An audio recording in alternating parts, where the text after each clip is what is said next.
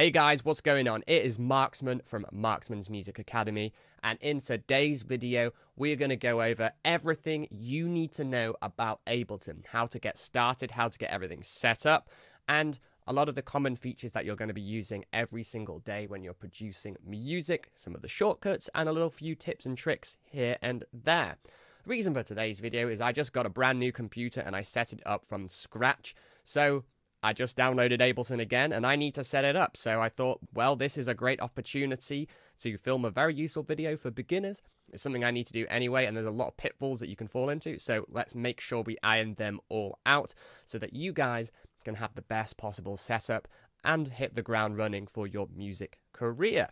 This channel, we're going to be learning a lot about music production. This video, yes, is tailored towards beginners, but there might be a few things that maybe you intermediate guys might not be aware about, so feel free to skip through the setup section if you've already done that, and let's get straight into the video. Before we do that though, please do remember to like and subscribe. It really helps me out making all this awesome free content, but also you don't want to miss out on some of the top tips I'm going to be sharing you. If you want to up your production game in electronic music, then this is the channel for you, and you don't want to miss a beat. So remember to put on notifications for when a new video drops. There's going to be 1 to 2 every single week from now on.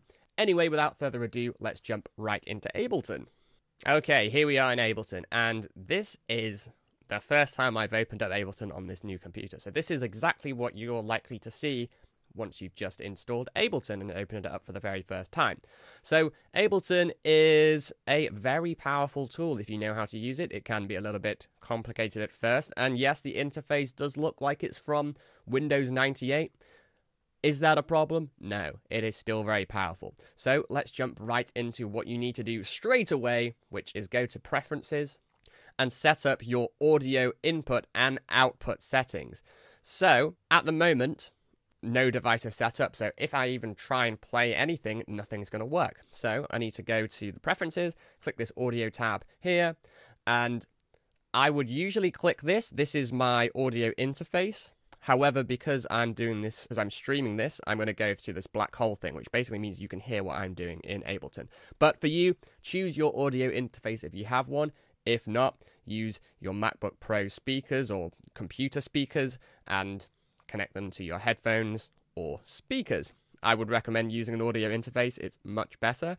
I would highly recommend getting an audio interface for digital to analog conversion. It's very important, and especially if you're going to be recording your own sounds using a mic or plugging instruments directly into your computer, you need an audio interface.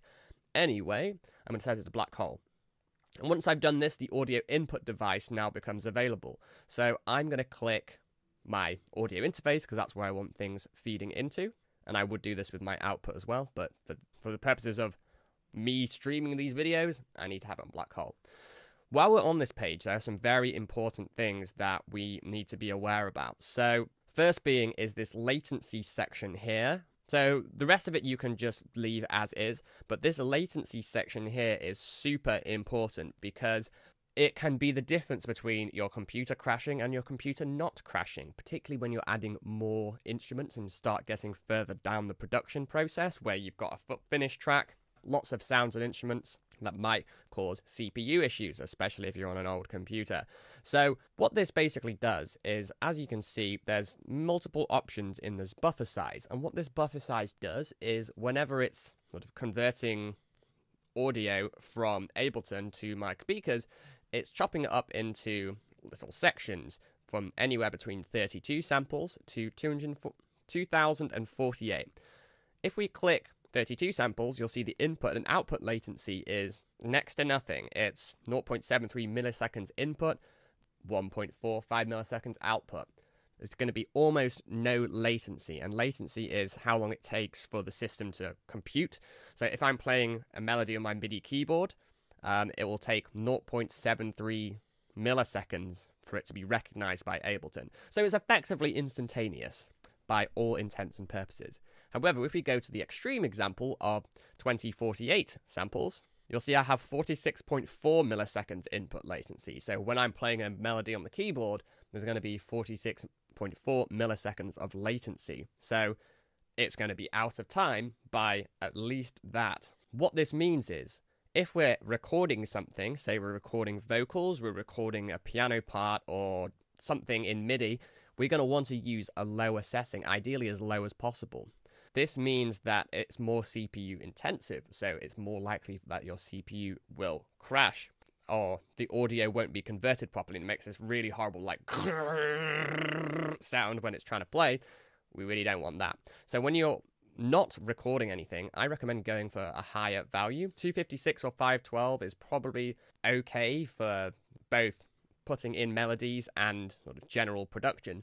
But as you get further down the production process and you've got more instruments, more instances of synths, which are high CPU intensive, you might want to go up to 2048 just to save yourself some extra juice. But there are some things that you can do to improve your computer's performance, but we'll get onto that later. So that's about it for this section.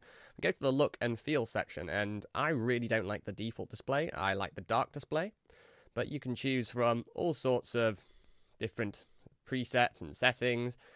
I like dark because my heart is dark, too much listening to metal. You can also, if you want, change the color hue, if you so please, but I just leave it as default. I think that's fine. And there's lots of other sort of things you can play around with here, but which aren't super important. Let's take a look at this next section here. So link, tempo, and MIDI. Generally, you want to leave most of this as default, but if you've got a MIDI controller, this is where you edit things. So I need to set up my Ableton Push and a MIDI controller and a MIDI keyboard. So let's turn on the push for the first time again. And look, there you go. Immediately, this has already mapped everything there because it's made by Ableton. It's designed to be easy. So I can now start playing stuff on my push and it's good to go. Let's turn on my MIDI keyboard or connect it. Sometimes you might need to turn it on. This is a powered one. It's turning on now. Most MIDI keyboards will automatically sync here. Oh, look, there we go. The Chord mini log is there. So look, as you can see here, this track here is a MIDI track which is armed, so we're now receiving MIDI from both my push, if I press it here, and over here on my keyboard, because you can see this little MIDI meter here going up and down on this MIDI track, which as default, when you open up Ableton for the first time, you're going to have both two MIDIs and two audio tracks ready to go. We'll talk about the differences between those in a sec. But firstly, what is MIDI? Well, MIDI means I can press notes on my keyboard, and this is going to send this to Ableton. And I can then load up synths and sounds and all sorts of fun things to be triggered by MIDI. So I could play a melody on my keyboard, and then this would play the melody on that synth. Pretty straightforward. I can also use audio tracks where I can bring in samples, loops, where I can bring in samples and loops and all sorts of fun things and use that as a track rather than a MIDI input. So in production, you're probably going to use a mix of both MIDI and audio. You don't necessarily need a MIDI keyboard or a MIDI controller to be able to use MIDI. You can just use the piano roll to write in notes in a MIDI track. That's another way of sending MIDI to a synth, but I prefer to have a keyboard or use my push here. So we've got that all set up. So let's go through each of these individually and say if there's anything we really need to discuss. We've already gone through look and feel. Audio, we've already sorted that out. Link, we've sorted out our MIDI keyboards and everything's good to go there. File and folder, this is a pretty important one. You have a temporary folder where temporary projects are stored, but you should be saving things automatically, whether on your computer or on an external hard drive, which I would recommend doing. You get much quicker performance that way. The Max application, I've got Max for Live because I have the Suite version of Ableton. You might not have Max for Live, so don't worry about that too much. And all of this stuff you don't really need to worry about too much. The library is pretty important because it tells you where you store your user library. If you save your sounds, presets, or instruments, you can save them here. And I have just migrated from another computer, so I need to actually go in and add my old presets back into Ableton. So what I'm going to do is I'm going to open up this folder here, Show in Finder. Here I am here. And I'm going to open up a new Finder window, and I stored on my external hard drive somewhere user presets to import. So I've got this presets file. So if I just go in here and drag this into there, I'm going to replace that, and that's going to take a little bit of time. And there we go. That's done. So now if we go back into Ableton, all of my old sounds are there. That's amazing. Yay. Saves me having to go and make them all again. So if you are migrating to a new computer and you're not using Migration Assistant or however you use to restore it from the old computer, if you're setting up as new, which I would recommend, that's how you do it so you don't lose all your stuff. Let's jump back into the settings. If you install some packs, you can do that. So I have a ton of packs that I've downloaded as well. So again, I put them all on my external hard drive. And for all of these here, I can install. I'm going to click open. Then this is going to import all of these sounds, which might take a little bit of time. We'll just cut back once that's done. It's worth noting as well, you can download a lot of really good packs from Ableton.com. Ableton has some really nice samples. Some of them are not specific to genre, but you can still use them. By all means, it's good to have more stuff, and especially if it's free. So you can download all sorts of packs that you might need. For example, say if I wanted to make some Latin percussion, I can use the Latin percussion pack. Pretty cool, eh? This is taking its sweet time. But I am installing like 37 packs, so that's probably why. Okay, we're back. That actually took quite a bit longer than I thought because I imported 37 packs at once. Well, anyway, they're all here, so I can go through all my cool little packs for so many cool new sound opportunities. A lot of these packs are free, but there are some paid ones on Ableton.com. They're all really good, so go check them out. But you don't need to buy anything. This is a common thing that beginners have. They have a thing called gear acquisition syndrome, where they just want to buy everything and anything. Start with free stuff first and master how to use the tools that you do have first before going on to buying other things. Another cool thing that I just noticed as well from migrating across is right here in the top left, you have categories for sounds, samples, instruments, plugins, whatever. And from migrating across my user library, it's kept all of the ones that I had before. So I can now rename them to what they were before. I think this was own instruments. So I have all of my instruments here in the left, which I've sort of made racks on, so I could just drag them in to the project and they're good to go. So yeah, that's really useful. However, all of my plugins are missing. I installed a bunch of plugins that I had before, and whenever you install a new plugin for the first time, you might not be able to know where it might not show up and you might be confused. And I had a new producer say exactly this. They said, I just installed this cool new synth, but I can't find it. So we need to go back to the preferences, click plugins, and turn all of these on, and boom, look, there they are. I got all these cool new plugins. I'm going to click rescan, and it's finding all the ones down here in the bottom left that I've recently installed. There's quite a few of them, so it's just taking a look. So if you can't find your plugins, that is the reason why you need to... Oh, look, I need to activate via iLock. And there we go, all of my plugins are back. That is exciting. I can now drag and drop anything I want into a MIDI channel. And boom, there we go, I can now play this. Yay, exciting. We're almost done with the setup. Let's just go back to preferences again. We can look at if we go down to record, warp, and launch, we can choose whether we want to record as AIFF or WAV. They're both lossless files. I tend to prefer WAV. Choose a 24-bit depth. Bit depth is basically, in an easy way to think about bit depth is it's the different levels of loudness you can potentially have. So whilst the maximum and minimum will always be the same, there are different there's different amounts that you can have. So 16-bit means there's less dynamic range, 24-bit means there's a good dynamic range, and 32-bit means there's a very large dynamic range for digital files. However, the file size does increase quite substantially. I'd go with 24-bit. That's the best of both worlds. Count in, that's when you click record. I usually have a 1-bar count in. So it'd be like 1, 2, 3, 4, record. And then you can choose whether you want tracks to be exclusive in solo or not. You can also, if you hold down Command, you can have extra songs. You can have extra tracks in if you do have this on exclusive. If not, it will only allow one at a time. You want to turn off, so warps/fades. I would turn auto warp long samples off. It's important for when you're importing big samples and full process stems and you don't want them to be warped. You can choose the default warped mode, which I wouldn't bother changing. And I would turn off fades on clip edges. Don't have that set on because it will add a short fade to tracks. You should do this manually if necessary, which might not be the case. You don't want the start of a kick drum getting cut off with a fade. Blah, blah, blah. You can just probably leave all the rest of this as default and you're good to go.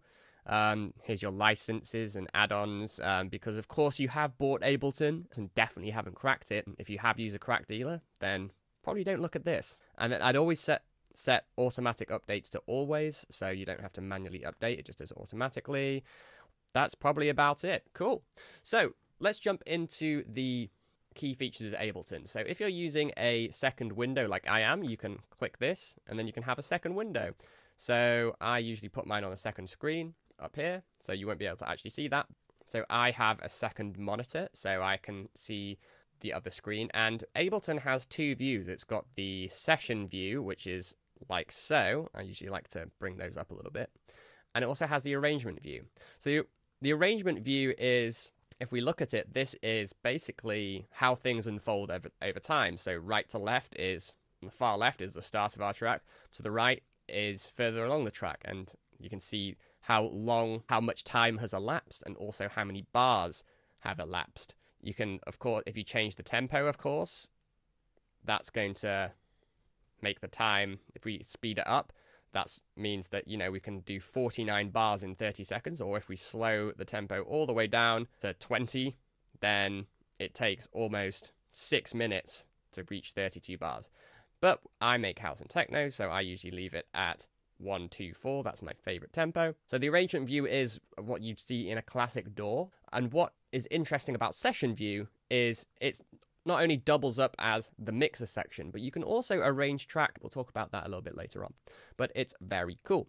Some important things to know are the left-hand side, we have our browser, so we can look at all our effects, plugins, our sound selections, drums, instruments, MIDI effects, everything that we could possibly need to drag onto a track we have here. If you want to hide it, you press Command-Option-B, and that gets rid of it. Or you can press this little arrow key at the top left to minimize or maximize it. Another very important thing is this little arrow in the bottom left, which if you're new to Ableton, and even if you're quite experienced, it's useful to have this open, because you can hover over anything which is native to Ableton, like all of these things, and say if we take let's just take an instrument here and put it on a MIDI track, like analog, for example. If it's native to Ableton, it will tell you a little description about what everything does. So it's very good for learning how everything works and what every little button does, and it can tell you some little shortcuts in the way. So we've got this analog sound here. So I can hover over this frequency. This sets the cutoff frequency of filter 1. So oh, that makes sense. And then what's this resolution button do? Down here, it gives you a little description, so I can change that. So it's very useful, and it's, especially when you're just starting out, it's useful to see that. This in the bottom here, this is the, I guess, clip view or plugin view. Again, bottom right corner, there's a little arrow here, which you can use to pop out. Oh, one thing I forgot to say. In session, you can change between session view and arrangement view by pressing the tab button. Or if I move myself temporarily over here, there's these two buttons here, which you can press. I like to use tab because you can just use the keyboard. I'm going to move myself down to the bottom left because I think this is going to be easier because we've got some stuff to explain up here. These are return channels. So basically you can send a track. So we could send this track to a return channel. So we have the sends here in session view, or in arrangement view, they're up here on the tracks. And we can send our really basic sound here to a reverb or a delay. Return tracks are very, very useful. I'll do a video on those later, but basically you can process stuff using a send. So say, for example, I had multiple instruments that I wanted to send to a reverb. Rather than adding this same reverb on every single channel, I can just have one return channel and send all of these like so in little amounts. And and it saves processing speed because we have less instances of reverbs, which are particularly CPU intensive. But it's also just a better practice, and using the same reverb tends to lead to better results. We'll do a whole video on that. What else do we have to here? Oh, in this middle section here, we have where are we getting our inputs and outputs. If you set everything up correctly, you don't really need to worry about that too much. The monitoring is quite useful when recording. If you're recording vocals, say you don't want to hear the vocals back, you click the monitoring to off. On an audio channel, for example, that's what you'd want to do. You wouldn't want to monitor it when it's coming in. You can choose where the audio comes from. So channel 1, as you can see, there's a little green bar, which is where my microphone's set up and plugged into. So if I were to record vocals, I'll just do that now. I could either, I'm turning monitoring off so you don't hear me twice, but if I turn it on and auto, you can hear me twice. Or in, again you can hear me twice. So auto basically means it's going to monitor and record if I choose record.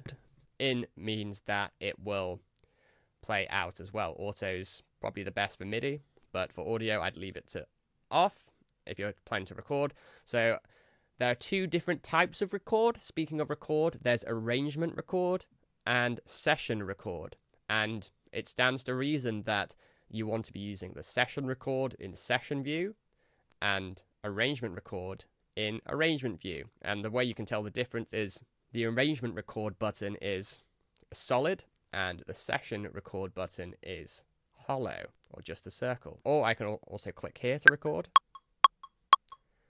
I'm just recording this track, blah, blah, blah, blah, blah, demo, demo, demo. And then we can play that back. If I turn arm off. I'm just recording this track, blah, blah, blah, blah, blah, demo. So that's created a clip, so I can have multiple clips here. So for example, if I arm this track, I could record a really budget bass line just for now. Record something. I'm just recording this track, blah, blah, blah, blah, blah, demo. I'm just recording this track, blah, blah, blah, blah, blah, demo. I'm just... This is going to be beautiful. But you see, it's just, so there we go. I'm just recording this track, blah, blah, blah, blah. And then here in the mixer section, you can turn things up and down. So I'm just recording this track, blah, blah, blah, blah, blah, demo. I'm just recording it. So here we can start building tracks, control them using the mixer. So I could send my vocals to the reverb. I'm just recording this track, blah, blah, blah, blah, blah, blah. So yeah, very easy to sketch ideas here very quickly and sort of get them sounding how you want to in the mixer mode. If I double click on a track, it brings up the detail view, which I can also hide by pressing Command Option L, much like to hide the browser, it's Command Option B, B for browser, L for, well, I call it the lower section, I guess, is the easy way to remember it. Command Option L, Command Option B. You can also hide the return tracks by having Command Option R. That hides them. So Command Option and either R, B, or L hides certain windows. Very useful to know. But yeah, if I double click on this, I can see all the effects that I have on my vocals, which at the moment I don't have any. So I could add some effects on my vocals by going to Audio Effects.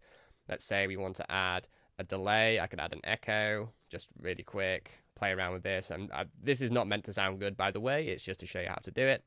Maybe I want to add some pitch and modulation, add a chorus to my voice, and then there we go. I'm just recording this track, blah, blah, blah, blah, blah. I'm just recording this track. I can play around the effects there. So that's where you add effects. It will be down here, and that's where they'll show up. And this sort of stays when you're in arrangement view as well. Very important to know. And to hide that, we just press Command Option L, and obviously we click on another track, and we can add effects here. So I could add a chorus to this sound. I'm just recording this track, blah, blah, blah. I'm going to turn my voice off because it's very annoying, but I could add effects here. And something that's very useful as well is on MIDI channels, MIDI tracks, you can use MIDI effects, which you can only use on MIDI tracks. So a classic one that you're all going to want to know how to use is an arpeggiator. But there's all sorts of stuff you can do. So I can bring that in, and that's going to add the arpeggiator at the front of the effect track before the synth. And this will, I was playing long sustained notes, but now this is going to turn it into an arpeggio. And I can change the rate, add some steps.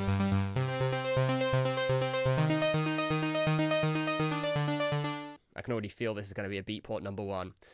There's multiple other effects I can add as well. So there's a chord mode. So again, only playing one note when I recorded this. If I double click the clip, this opens up the clip view, which for MIDI files, for MIDI clips, you will see the piano roll. So as I mentioned, you might not have a MIDI keyboard, so you can just click notes in here and create your own melody. One thing I'd recommend is pressing this MIDI editor preview button, because I'm adding in these notes, we couldn't hear anything.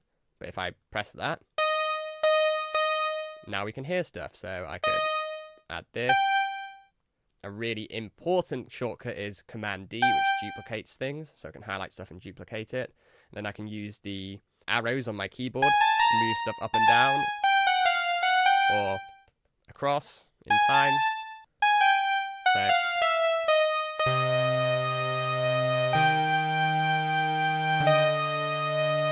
create a little harmony there if I really wanted to. But yeah, if we go back to the MIDI effect, I can use this chord MIDI effect to add extra notes. So let's listen.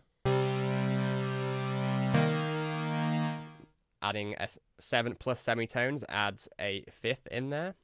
We'll get to the music theory on the pot, but let's add another 12. This is going to create a power chord, and then maybe let's add in the 15, which will be a minor third, an octave higher.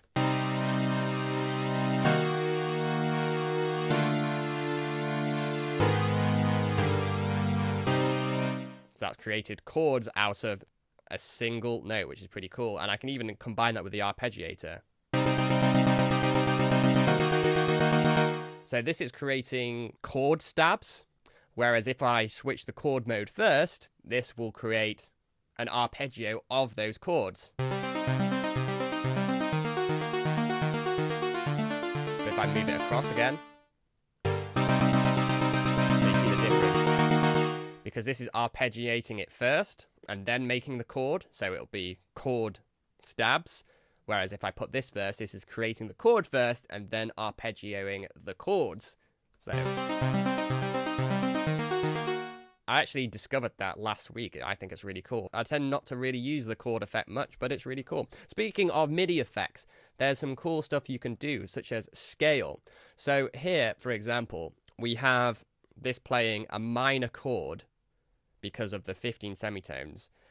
However, the minor, that 15th note here, the plus 15 semitones, might not fit in our scale.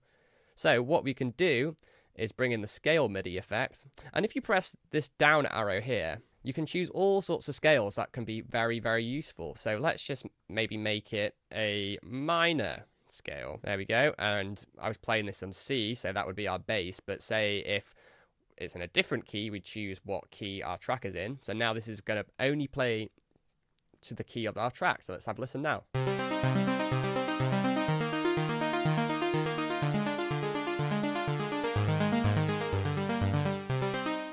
As opposed to this, where it's playing technically wrong notes which aren't in key. That note there's wrong. That note there's wrong. Those notes are wrong. Whereas now... Oh yeah, probably one thing I should say is this orange button is to turn effects on and off. I hope that was pretty obvious, but if not, there you go. We could also change the scale as well. So maybe let's go, you can literally use any. If you know the scales and what they mean, that's usually very helpful. But if not, then watch my video series on music theory. You'll find that very helpful. But let's maybe put this in the Phrygian dominant. That's an amazing scale. I love that.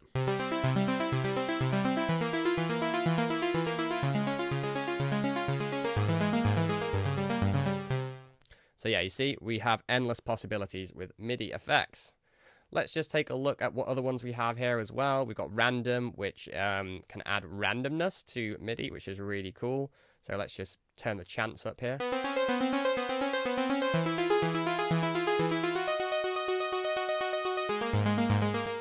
So So this is basically going to add random other notes. So let's put the random before so we stay in key. But this is going to basically add random MIDI notes to the pattern we have. We can change the amount of choices we have. Yeah, it's quite cool. So this increase. So if you have 100% random, this is just going to turn our arpeggio completely random.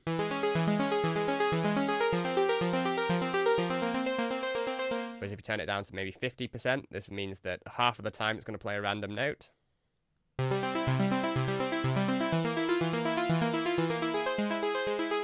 Or down to maybe, say, 10%, so it's less random.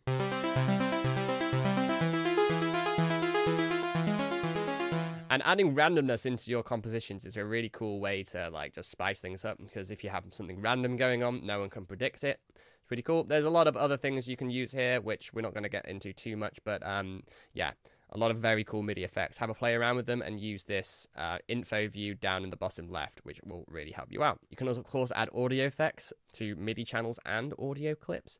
If we double click on the audio here, back to my silly recording I have here, let's just turn this off. So if we go into the clip view for audio files, we can see audio. We can do all sorts like move the audio around. So it starts right here. I'm just recording this track, blah, blah, blah, blah, blah. And in this section here, we have, which is also available in the MIDI clip view, we have like the clip editor where we can do all sorts of things. We can choose whether we want to loop this or not. So this was looping by default, but if I turn this off, this will just play, then stop. I'm just recording this track, blah, blah, blah, blah, blah, demo, and then it stopped. Whereas if we put loop mode on, it will continue looping indefinitely. I'm just recording this track, blah, blah, blah, blah, blah, demo. I'm just recording this track, blah, blah. And as you can see, there's this little play button up here, which means that this is just going to play indefinitely as long as that's playing. Or I can just, so if I press this stop button here, that's not going to play, but if I press play, I'm just recording this track, blah, blah, blah, blah, blah. Oh yeah, you can press spacebar to automatically play things, which is a very useful thing to have. You can control how long the loop is, so I could set it to just a 1-bar loop, a 3-bar loop, a 4-bar loop, whatever I wanted to do. And you can also do that same here, so you can change where the loop starts. There's 2 options here, so I could start the loop from here. Blah, blah, blah, demo. I'm just recording. That's a 2-bar loop still, but I can then cut that down. So that's now a 1-bar loop. So there's a lot of cool things you can do with that. In audio, you have the ability to warp audio or not. So this is a warp. So warping basically means if you stretch stuff out over time, then it tries to stop it from changing in character or pitch. I've done a video on warping recently. Go check that out. It's very cool, which explains that in more detail, but we won't gloss over that too much. You can also pitch stuff up here if you wanted to. Control the gain, so super loud, super quiet. 0 is probably a good place to start. And yeah, lots of cool things you can do there. You can also add envelopes here, which is pretty interesting. So you can add some modulation to the clip where, for example, we could modulate the gain. So it's going to get louder here. Oh God, let me turn me off chipmunk mode. So maybe let's start off loud and then we can get quieter like that. Or I don't know why this is a bad example of what to use it on, but I'm just showing you what you can do. I'm just recording blah, blah, blah, blah, blah. So now we've made this curve, it's going to get sort of quieter, then louder again, then quieter, then louder again. Blah, blah, blah, blah, blah. And if this grid here is very useful. Generally, you want to have things on the grid or in time. So you can see that my mouse cursor is generally snapping to the grid. You can change how much of the grid you want to see. You could change it so it would only be on quarter notes. So now I can only snap it across like that. I tend to have it on adaptive grid and put it on narrow. So as I zoom in more, it's still showing, but if I zoom out, it's not as narrow and it still snaps to the grid. You can turn the grid off. So look, I can now just control this continuously as opposed to it snapping. But I tend to like to have things in times. So I have it on narrow mode on adaptive grid. You can either use fixed grid, adaptive grid, or no grid if you want to go off the grid, yo. But I wouldn't recommend that if you're starting out. You want to have your things in time. Anywho, we can also do similar things with the MIDI clip editor over here, but there's a lot more things we can do. In MIDI, rather than having this warp function here, you've got some different controls here where you can say, if I press Command A, that selects all. You could press randomize, and this is just going to randomize the velocity here. So this is the velocity. Velocity basically means, in terms of MIDI, how loud is something playing, or how much is it being expressed. So it kind of translates to how heavy I'm pressing the keyboard. So if I play it quietly, it'll have a low velocity, but if I press it really hard, it will be louder. And it's not quite as simple as that, but that's an easy way of thinking about it just for now. So I can press this randomize button. This is randomize the velocity, which is quite cool. I can also duplicate this. So this is going to basically duplicate what I've selected so far, which is quite good. So as you can see, the notes here aren't exactly on the grid when I played them in. So it might be good to quantize them. I could do this manually like that and just shift things across. But it's easier to use quantize, which if you press Command A and press Command U, that shifted everything onto the grid. But maybe, so if you press Command Shift U, you have quantize settings where you can have it snap to the current grid you're on, or maybe 16th notes or quarter notes. I'm going to do it to quarter notes, apply, and there we go. That's playing on every beat. But now there's a little bit of overlap here, so I can press this legato button, and now that's going to play consistently and smoothly. So let's listen now.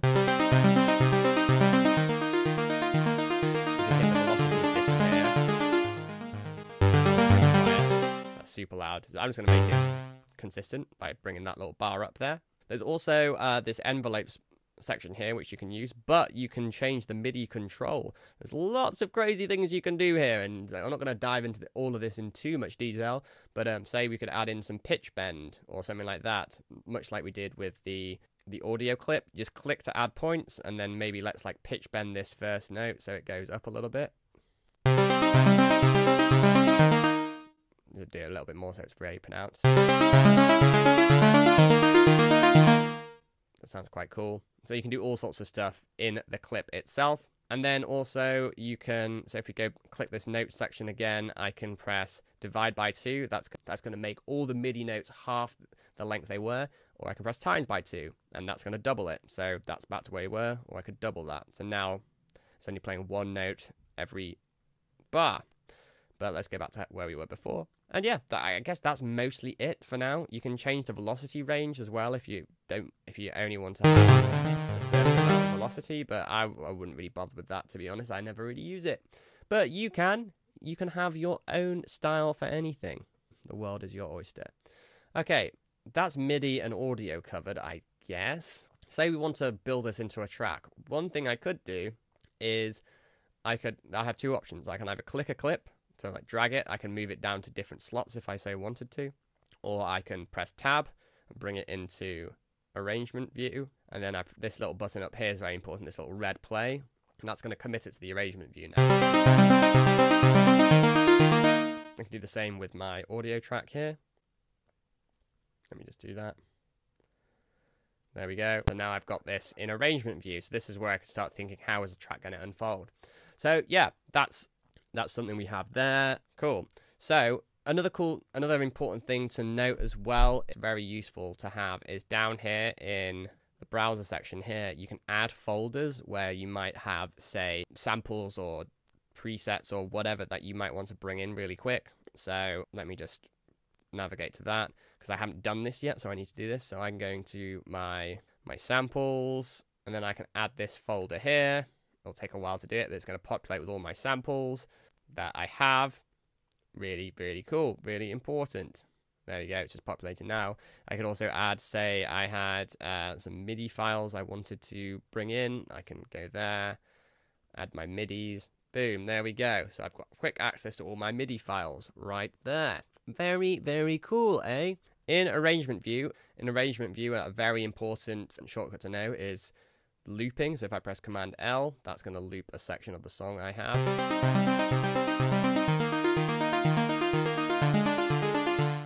Very important, and I just highlight a section, or I can even just highlight a clip and it will loop the length of that clip. Super important. I'll just show you a few more things on Session View, which are really cool here. So I'm going to show you how quickly it is to start building a track. Especially if you're using loops, it's very quick. So let's look for a kick loop.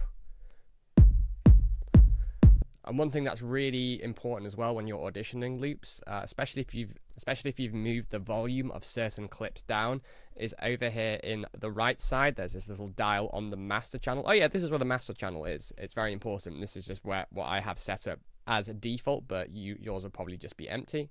This little solo dial on the master channel basically controls how loud something is when you audition it. So if I turn it all the way down and I audition this, you're not going to hear anything. If I turn it up, you'll hear it a little bit more. Or to where it was before, this is full volume. So this is really important if you turn some of the faders on the mixer down and you don't want it to be too loud and deafening, which I'd recommend doing. So yeah, you can control that there. But seeing as we've got nothing going on, we can just do that. Oh, and also while we're at this as well, you see on the mixers, they have these numbers and these numbers here. And when I play, there's a 0, which is basically how far up the fader is. So 0 is maximum, well, considered maximum. I can go all the way to 6. And basically what this is if the file is normalized, so what that means is maximum volume, then if I have it at 0, that will come out as 0 on this decibel meter. I can also reset them by clicking here. So this file isn't normalized, it's at 0, which would be about there. Oh, I'm actually a little bit over. But you see it goes above 0, and we get this yellow version here, which basically means we're clipping, which is what we don't want. So make sure you never go above 0, especially on the master channel, because otherwise you are going to have problems, especially when you export it. It will sound distorted. But if you have your speakers turned up to the maximum and you go above 0, this is going to feed way more signal to them, because Ableton uses what's called floating points. The reason why we're able to go above 0 is because of floating points. So the metering system uses digital decibels, not like the decibels you use for measuring sound pressure waves in the real world, but in the digital world, 0 is basically the maximum. But because Ableton using floating points, we're able to go above 0. So you definitely don't want this on the master, because if your tracks are going over 0 on the master fader and you say you have your speakers turned all the way up to the max, either on your audio interface or directly or through your headphones, this is going to cause, firstly, massive distortion to them, but also you might blow your speakers because you're sending more than what it's expecting to the speakers, and you don't want that. It will damage your speakers, it will damage your ears. Don't be doing that. So always make sure you're ample headroom. So when I play this, we're at about -9, and we've got almost the same coming out, because I've got this limiter turned on. I'll turn it off. We've got that coming out at the same volume, but obviously it stands to reason as I add more tracks, this is going to go up. So let's just do that as well. Well, let's start building our loop here. So maybe let's add in some bass. Let's add in this bass loop here. In fact, let's just add in a bunch of loops. This is the cool part about using Session View. You can just highlight a bunch, just highlight all of these and whack them in there, and boom, there we go. We've got multiple different bass lines we could choose for our kick. So I'm going to turn this down, but watch what happens to the master meter as well. I usually turn the basses a little bit lower than the kick. We'll do a whole thing on mixing and levels and balance, very important stuff. But if I audition these, you see this is now -6 as opposed to -9 where it was before. We'll try this one out by clicking the play button. We can test out different sounds and samples, and say I'm just going to create a couple more audio channels. Also worth noting, you can do this with MIDI clips as well. So say you wrote 5 or 6 different MIDI bass lines, you could audition them between the sounds that you already have. Let's get some top loops in there maybe. Bring all of these in, see what works. Let's add in some texture and percussion loops, why the hell not. Boom. And then maybe let's add in some galaxy melodies or arps. Let's see what Vivid's saying. Let's bring all these in, and finally let's get some galaxy arps in. There's a lot of these here, a lot of clips going on. So I'm going to expand these a little bit more, because all of these clips are both BPM labeled and key labeled. So you'll see the BPM here. Obviously for melodic instruments, you're going to have a key. Certain drums aren't tuned and aren't, well, in a key, so they might not have it. But look for the, so these are drums. Oh, one thing I should say, if you click a clip, press Command R, you can rename it, so it's always good to be organized. So let's say kick, and then if you press tab, it goes across, so it can be bass, these are tops, these are textures, these are perks, these are leads, I think, and these are arps. And another cool thing you can do is color stuff. So if I right click, I can choose a color that I want for the track, and then right click again, assign track to color clips. You can also do this in arrangement view. Another important thing you can do is group tracks. So say if I wanted to group the drums together, so the tops, loops, and perks, highlight them all, press Command G, boom, and then we can call this drums. Cool. And then maybe let's color our drums red, highlight that, assign color, there we go, they're all red now.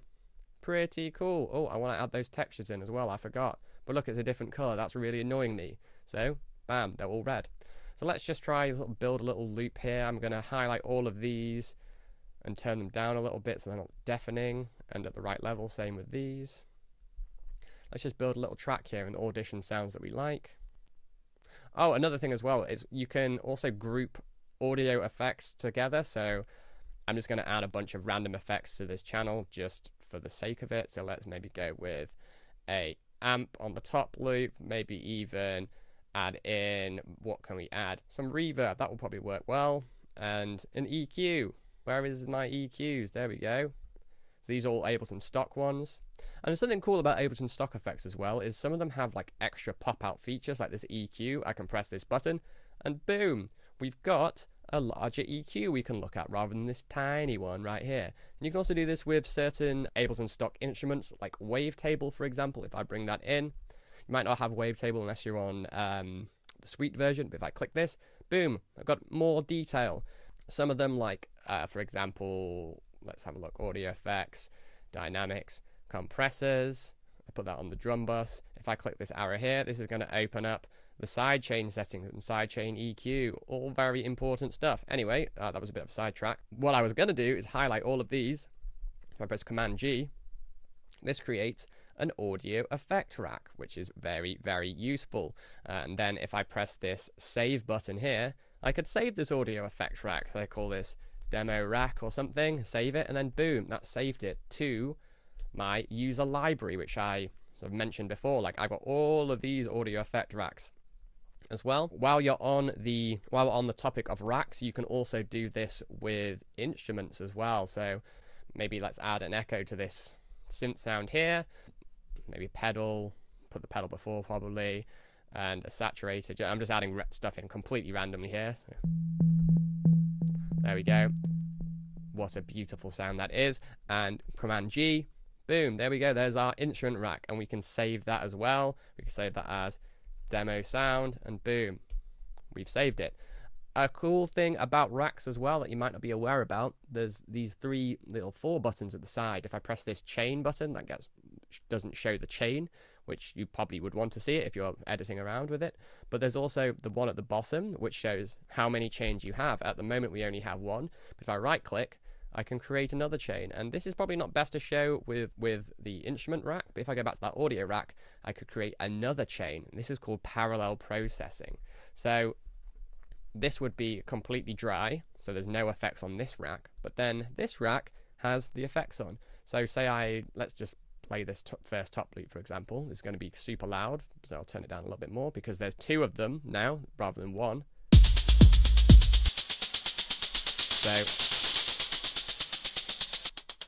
So that's the dry version, but now this one here is the wet version. So dry and wet. Dry means no effect, wet means it's got effects. So if I turn them off, obviously there's none. This is the wet version.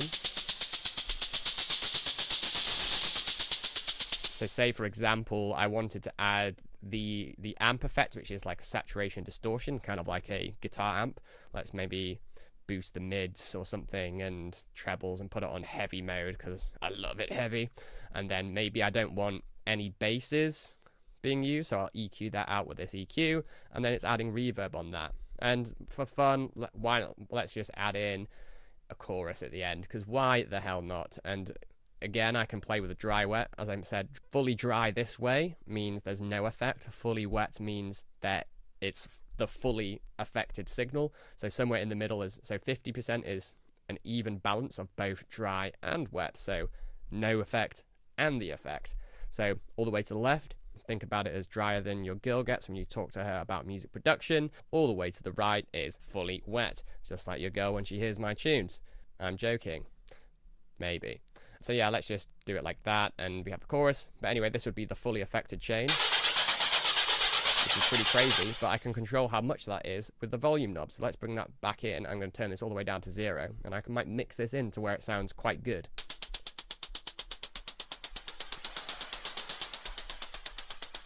So it's quite subtle there. So yeah, that could be quite cool. Just something you can do. So yeah, you can have multiple chains. You can have as many chains as you want. So you could have a billion different things going on in parallel. I'd recommend probably not doing this just yet. It's quite an advanced tip. I think 2 is probably enough for all intents and purposes, but you know, I have been known to use multiple parallels. Another really important thing as well with effect racks and instrument racks is if you press this top button here, this brings up the macros. So I'm going to do this with the instrument rack actually, and press this one here. So what I can do is I can map certain things which I think are important and could be fun to play with. So I press this map button and everything that I could potentially map gets highlighted in green. So I can click, say, the frequency of the filter and map that to this macro. I could also maybe map the dry wet of the echo to this macro over here. And that is worth noting, you can map multiple things at the same time. So say, for example, I could map the dry wet of this saturator to the macro over here, but also the drive. So that's pretty cool. And up here in the top left, you'll see this is the macro settings, and I can control how far these dials can go. So let's look at the filter frequency here. Say I only wanted it to go from, I wanted the minimum, say the filter frequency, I only wanted the minimum value to be maybe somewhere here, I'm just doing this randomly, and the maximum value to be somewhere here. Now, if I play with this dial, you see it can only go from, I've set the range that it can go to. And I could also right click, because that's a bit clunky just with those random numbers. I could right click, show generic value, so it goes between 0 and 127. That's pretty cool, eh? And some of this you might want to tune in to your own taste, but for the example of the saturator, if I'm having it 100% wet, but also controlling the drive, that's going to get super loud and super distorted. So maybe I want to only go to 30% or something on the saturator and start at 3% or 5%. So there's always a bit of saturation.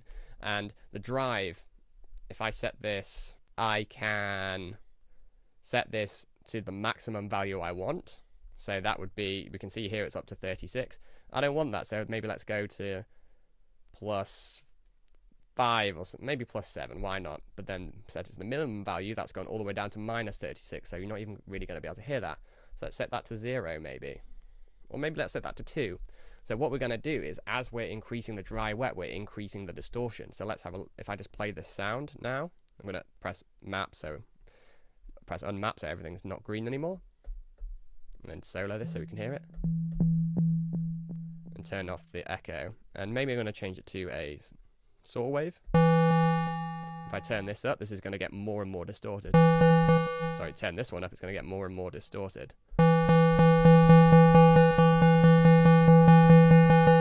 It's quite subtle, but that's a pretty advanced tip. Oh, and if you are using plugins and you have third-party ones, you can also do the same thing, but obviously because they're third party, it's not native to Ableton. So say, for example, rather than this sound here, we used, where is Serum? That's it.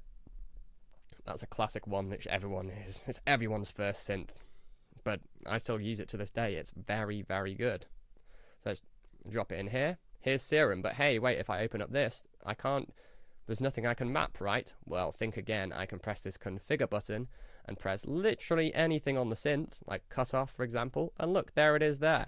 I could press level, press that, I could press literally any button here, well, most buttons, and it's going to map it there, and then all I have to do is then press this map button, and then I can map the filter cutoff So this macro, as we did before, make the portamento time, literally anything, whatever I wanted to do, and boom, I'm able to do it that way. So remember, for a third-party thing, you have to click this expand arrow and then configure, and then you're free to then choose the things you want to map and map them accordingly.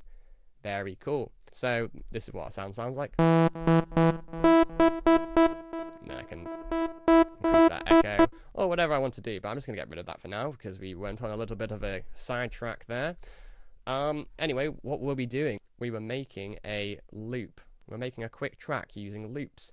I'm showing you how quick it can be. So expanding these, I want to see what key they're in, because obviously if I'm playing well, this might not be obvious to you, but I want these loops to also be in the same key if we have them. So let's just audition some sounds. So let's start with the drums to see what they sound like.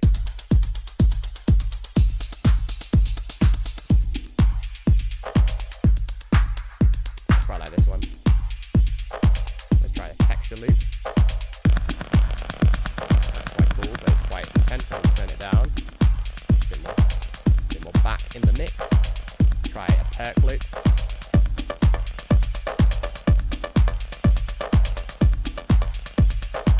That's quite cool. And let's try adding a bass line and see what we can come up with.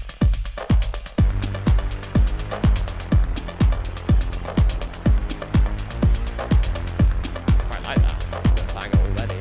Okay, so that one we chose was F minor, but let's see if there's any other ones.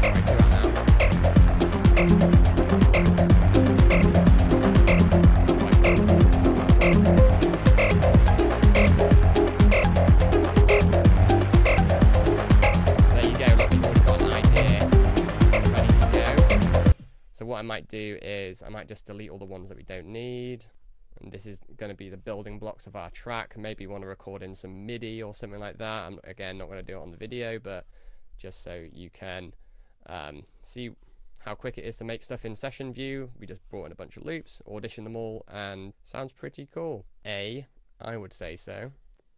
And you could start even thinking about arranging the tracks. Like, I haven't done this for a very long time, but say we wanted to. So this would be our intro here, as it's already labeled. But what I could do is say, maybe I want the kick and drums playing to start with. So I'm going to drag all these down, and then drag all these down, but hold down Option, which also copies them. So this could be the intro of our song. Alright, and maybe we want to bring the bass in next. So I'm going to move those down, highlight all of these and move these down. I'm going to press play here in a second.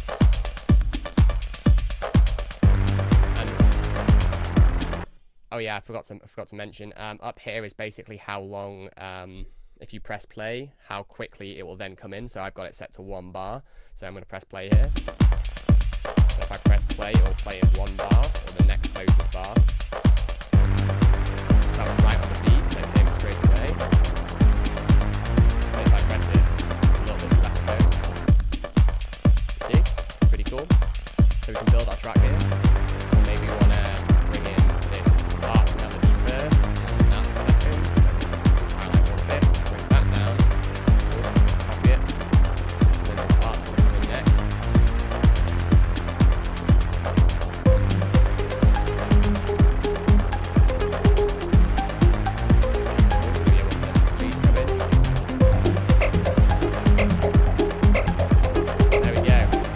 can build your whole arrangement in session view. And what you can then do is if I press the arrangement record, I can press the intro here, and this is recording it to the arrangement. I need to unloop actually. I can just kind of whenever I want to bring stuff in, I can press play. So maybe now.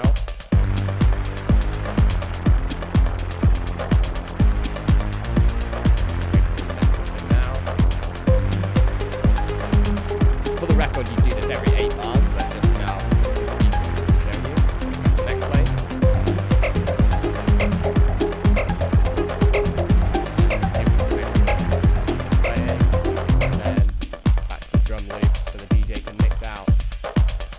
And there we have it. And look, if we go over to arrangement view, it's all there, but it's all grayed out.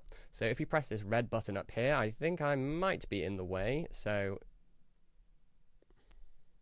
I've realized I've disappeared for this last session, but it doesn't really matter. If I press this button up here, it then commits this to the arrangement view. So we've got our full track here. Pretty cool. Yeah, sorry about the camera issues. I'm having a nightmare here. But yeah, that's really important as well. While we're in arrangement view, what else can we talk about? We could then say edit our track. This is randomly started it here, so I'm going to move it over there. I think it's because the loop was set here or something like that. And there we go. We'd build our track out here in chronological order, and I could just highlight stuff, duplicate it across, say you want that drum beat, maybe want that playing for a bit longer. That should come in on bar 9, then this should come in on bar 17, and these on bar 25. Like that, and then just duplicate it all across, or I can just loop it because they're loops, by clicking and dragging. Do that across, and boom, we've created a masterpiece. One other thing that we should talk about while we're in arrangement view is automation. So automation is quite an advanced thing, but it's something you want to be getting used to pretty soon in your career. It will take you to the next level, but for now just focus on the basics. However, we can add in automation by, say on this ARP sound here, I might want to add a delay or an echo. I tend to use echo because I think it's better, it's got more controls, but whatever you want to use. Say I want to bring in this echo, so this is what the echo would sound like if you turn the wet down a little bit. But say I don't want to have it fully wet to start with, I could right click, I could turn it all the way down to 0, right click and put show automation, and then I could press anywhere on this red line, so to create an automation point, and then move this line up and say let's bring it in slowly over 4 bars or something like that. So now it's going to slowly come in. You can see this is increasing. That echo's coming in. And a really cool thing, while we're on the topic of delays, again, another advanced feature is automating the feedback. And you'll see it's created another lane here because I right-clicked and press show automation in new lane, which when you're drawing a lot of automation is pretty important. Or you can also press this plus button here and that shows you, just so you keep track of everything. But what I could do is automate the feedback of this, so this gets more fed back. Basically a delay is adding extra versions of itself, and then the feedback is how much of the delayed signal gets fed back into the delay. So a higher feedback setting means more of it's going to ring out for longer, or it'll have a longer tail, is an easy way to think about it. So maybe I could automate this feedback here as well, so it goes like really intense on the delay and then cut it out there or something. I don't know what this is going to sound like, but I guess we'll see. Make it a bit more pronounced maybe. So this is the delay tail.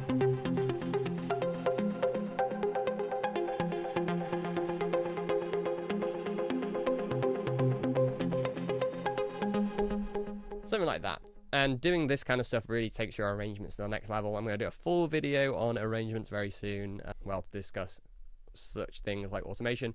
But if you're a beginner, don't fret too much about it, but this is just how you do it. It's very important. And up here in the top right, I can press this button, and that just shows the clips as opposed to the automation as well. So if you ever forget where your automation is, it's right there with that button. Pretty cool. Oh, a really cool feature as well, which again, I keep forgetting these things. I'm just kind of doing them randomly as time progresses. But let's bring Serum back in. Say I was jamming on Serum, I'm just going to load one of the presets so it doesn't sound too bad. Let's go with this pad sound, see what this sounds like. That sounds pretty cool.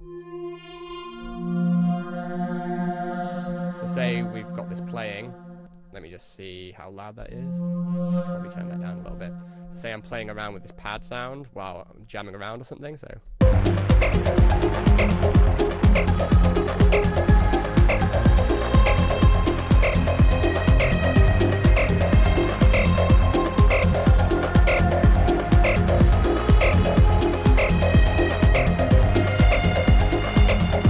But I'm like, oh no, I forgot to press record. Well, Ableton have introduced this amazing new feature called Capture, where if you look right here at the top, this little sort of square button here, if I press that, oh look, there it all is.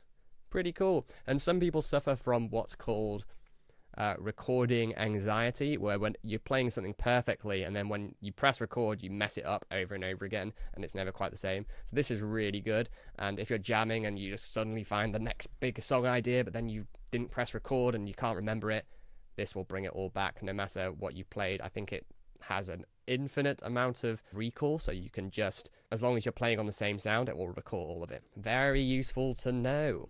So yeah, I guess now you know how to make MIDI sounds, you know how to use audio, and when you're happy with your track, you might want to save it. So Command S saves your track, Command Shift S is save as if you want to save it as something different.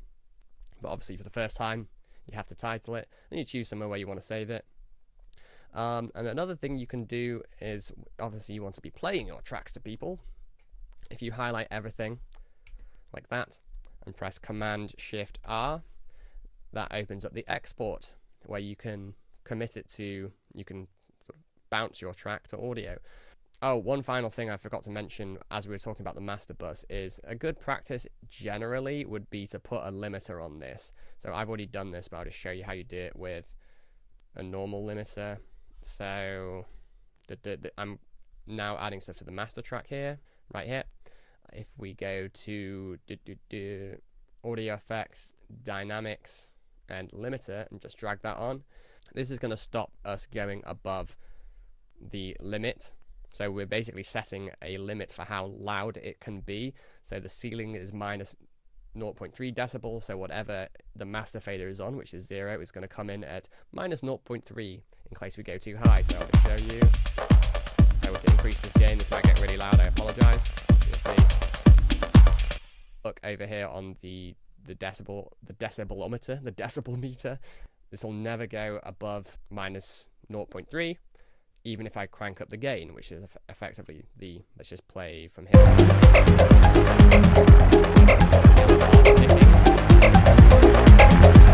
So yeah, that's getting really loud, but you'll see it's never going above minus 0.3 here. So as a good rule of thumb, put a limiter on, that's so you don't blow your speakers, but also just keep an eye on it. If it's clipping, there's so much limiting taking place by the size of the yellow bar, then you want to be turning some stuff down.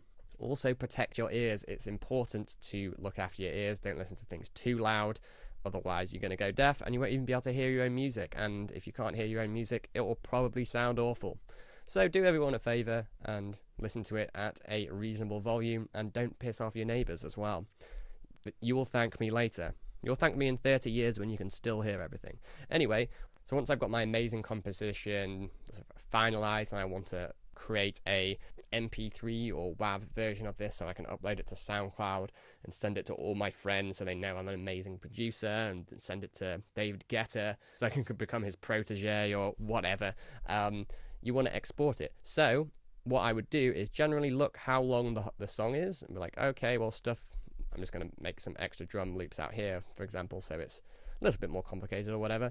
But you look at the arrangement view and be like, oh, okay, so the song starts here and ends over here. So just highlight everything, but highlight everything from start to finish. Press Command L, and this is going to create a loop around the track length.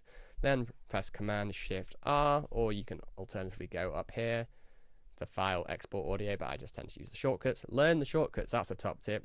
It will save you a lot of time. Command Shift R, and then we're on the export menu, so we want to make sure that our rendered track is the master, but we also have options to do all individual tracks, selected tracks only if you're exporting stems, for example, when you start sending your tunes out to remixers or something. But for now, let's just focus on the master. Generally just ignore all of this, you don't need to play with this for now.